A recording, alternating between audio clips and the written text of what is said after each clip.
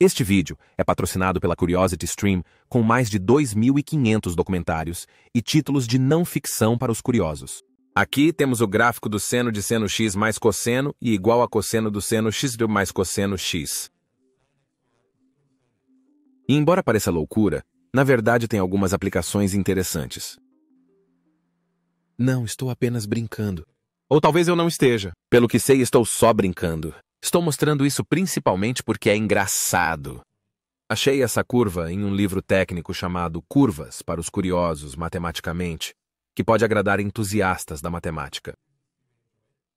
De qualquer forma, várias curvas matemáticas têm aplicações. Chegarei às mais avançadas mais tarde. Aprendemos muitas dessas coisas no ensino médio, não é? Como parábolas ou sinusoides, ou logaritmos e mais coisas assim.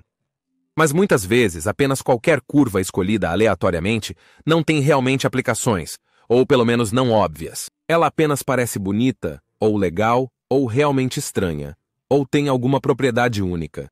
Por exemplo, pegue a função de Weierstrass. Espero estar pronunciando isso corretamente. Esta é uma curva contínua em todos os lugares, mas indiferenciável em qualquer lugar. Se você já fez cálculo, sabe que uma curva como esta com um canto agudo ou uma com uma cúspide é contínua, mas não diferenciável naquele ponto agudo. Bem, essa função é contínua. Não há buracos ou interrupções, porém, não é diferenciável. Então poderíamos dizer que é infinitamente irregular. E se você ampliar, verá que se comporta como um fractal. Isso não é super aplicável, mas foi a primeira função descoberta a ter essa propriedade de ser contínua em todos os lugares e diferenciável em nenhum lugar. Ainda menos útil, porém, é a curva de Einstein. É um conjunto simples de equações paramétricas. Tenho certeza de que todos podem entender isso, e o que você obtém ao plotar é Einstein. Acabei de achar isso no Wolfram Alpha, é impressionante até mesmo um computador poder determinar isso. E eles têm mais como a curva do Papai Noel, ou a curva da pose do guerreiro no yoga, e assim por diante. Então não muito aplicável, mas definitivamente artístico. No entanto, existe um tipo de curva que tem aplicações quando se trata de arte, como Photoshop e software de edição de vídeo, mais ou menos assim. E essas seriam as curvas de Bézier.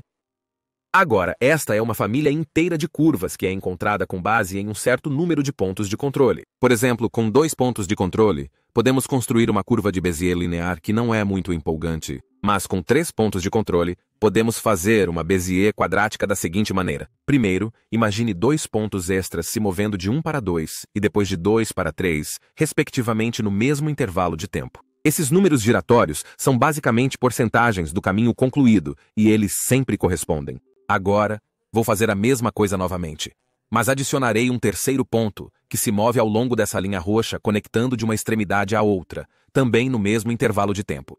O caminho que esse ponto traça é uma curva quadrática de Bézier. Então, para um Bézier cúbico, você precisa de 4 pontos de controle com um monte de outros pontos de conexão, linhas que seguem. Isso também se aplica a curvas de ordem superior, que não vou exibir. Basta observá-las algumas vezes para entender. Crédito para Jason Davis por codificar isso, aliás, muito útil. Uma coisa a notar é que a localização dos pontos de controle determina completamente a aparência das curvas. E também, na maioria dos casos, as curvas em vermelho não tocam todos esses pontos de controle, como esta para essa Bézier quadrática. Agora, se tivermos esses 4 pontos, a curva Bézier cúbica associada seria esta aqui.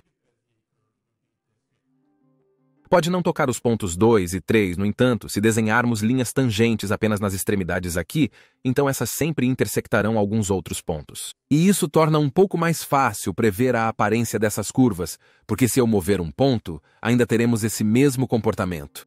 Na computação gráfica, no Premiere Pro, ao usar a ferramenta caneta e clicar em 2 pontos, consigo uma curva Bézier linear. Mas em vez disso, se eu clicar uma vez e depois clicar e arrastar uma segunda vez, eu obtenho uma Bézier quadrática, que é definida por esses 3 pontos. Não, aquele quarto não faz nada ainda.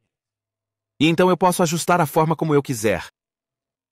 Mas esse quarto ponto entra em cena quando eu clico e seguro novamente.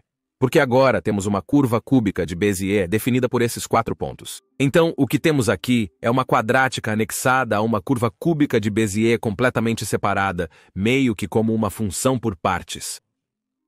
Portanto, esses dois pontos são para duas curvas diferentes. Mas ao forçá-los a estarem ambos nesta linha tangente e se moverem juntos, então não precisamos nos preocupar com um canto aqui, sempre será suave. Acredite, cúbicas e quadráticas são as curvas mais vistas em gráficos de computador. Conectá-los repetidamente permite formas muito mais complexas, e como uma curva de Bézier é definida pela localização desses pontos de controle, colocá-los estrategicamente nos permite criar basicamente o que quisermos. E sim, isso é usado para criar fontes, gráficos de computador e muito mais. Isso pode ter sido um novo tipo de curva para alguns de vocês, mas a próxima provavelmente será mais familiar.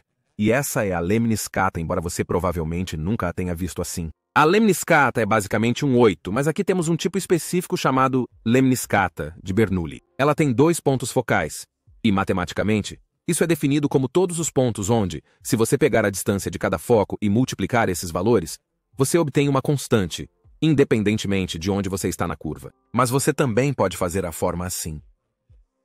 Primeiro, anexamos uma haste do foco esquerdo para 0,1, depois daí para 0,-1 e daí para o outro foco para obter essa ligação aqui. Imagine agora que os pontos focais estão fixos, não podem se mover, mas as outras articulações sim. Como as hastes são rígidas, então esta só pode se mover ao longo deste círculo que sai da tela, e esta outra só pode se mover ao longo deste círculo. Agora, se você colocar um ponto no centro dessa haste amarela e permitir que tudo gire, esse ponto traçará a lemniscata de Bernoulli. Isso é comum em robótica, por exemplo, para olhar todas as conexões e ver qual caminho é traçado por algum ponto.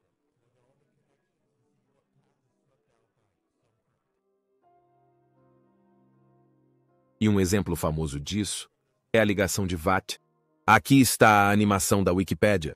A configuração consiste em 3 hastes, e com essa configuração, o ponto central só pode se mover em uma linha quase reta para cima e para baixo. E isso foi realmente usado na patente de Watt, para o motor a vapor, no final dos anos 1700. E ainda hoje, a ligação se aplica às suspensões para diferentes tipos de veículos, para garantir que não haja movimento horizontal. Agora, outra curva que você pode criar com algo físico é a cicloide, pois este é o caminho que um ponto em uma roda traça. Tenho certeza que muitos sabem que isso se relaciona com a curva Brachistochrone. Esta curva responde à pergunta: dados 2 pontos em alturas diferentes, qual forma de escorregador, sem atrito, minimiza o tempo que leva para um objeto escorregar do ponto A ao ponto B? Naturalmente, muitos afirmam que o caminho mais curto é uma linha reta, mas não é a resposta aqui. Apesar de uma queda inicial aumentar o comprimento, de fato reduz o tempo.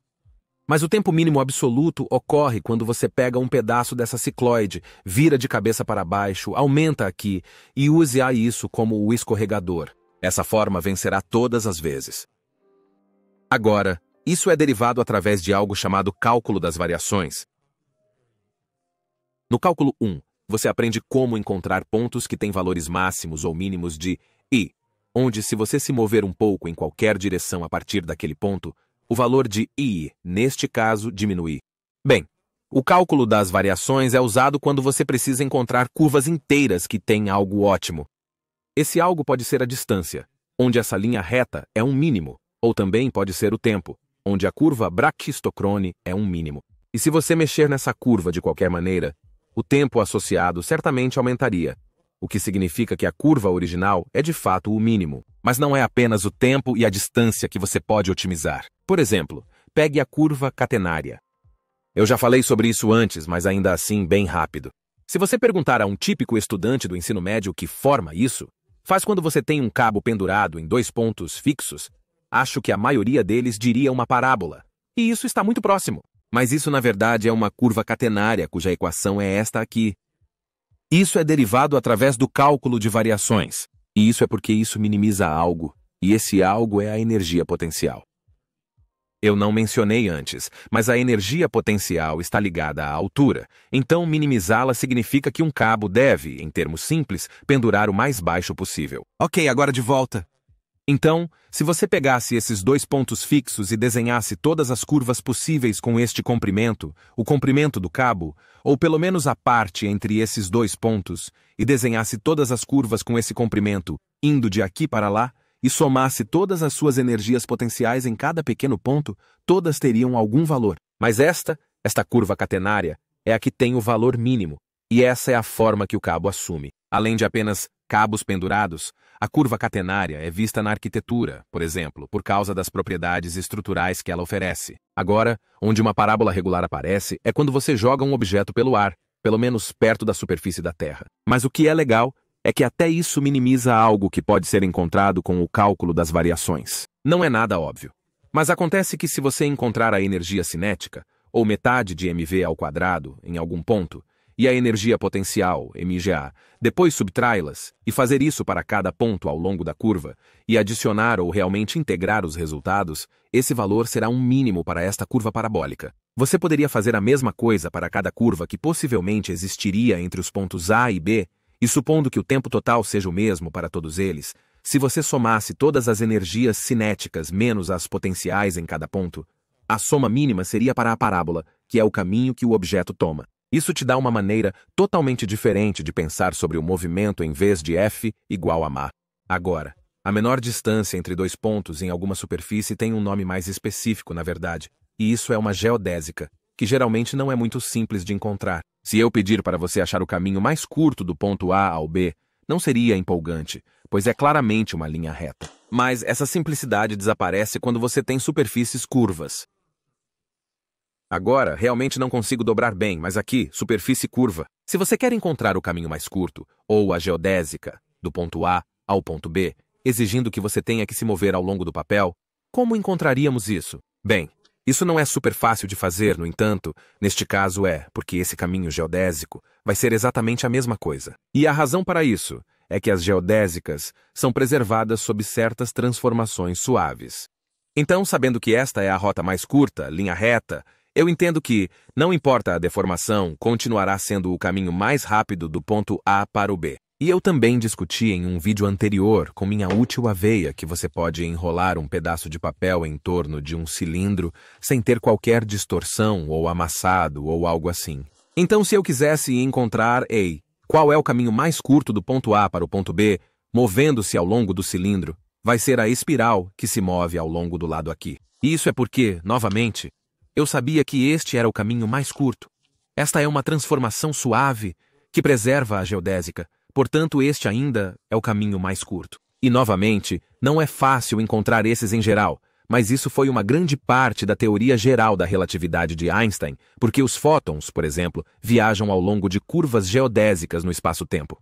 Agora, além do que vimos até agora, existem várias outras curvas famosas por aí, algumas aplicadas e algumas apenas interessantes, mas talvez tenhamos que guardar essas para outra hora. Recomendo o Curiosity Stream para quem deseja continuar a descobrir como a matemática se aplica no mundo real, patrocinador do vídeo de hoje. Um documentário que eles têm que vai além do que vimos aqui é A Vida Secreta do Caos, que explora a matemática da, é claro, teoria do caos. Isso detalha alguns dos padrões que aparecem na natureza, bem como na própria matemática, e você ficaria surpreso com quantas aplicações existem para a teoria do caos. A Curiosity Stream possui milhares de documentários e títulos de não-ficção, abrangendo tópicos desde astrofísica e buracos negros, futuros métodos de transporte, até história antiga e mais, oferecendo exatamente o que você procura. Está disponível em várias plataformas globais, como Roku, Android, Xbox One, Amazon, Fogo, Apple TV, entre outras, por apenas $2,99 mensais.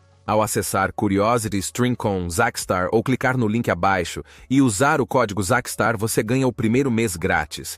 Não há risco em experimentar. Isso oferece acesso ilimitado a documentários de alta qualidade e títulos de não-ficção que sei que vocês acharão interessantes. Os links estão abaixo. Com isso, termino o vídeo aqui. Grato aos meus apoiadores no Patreon, como sempre. Segue os links para as redes sociais abaixo e até o próximo vídeo.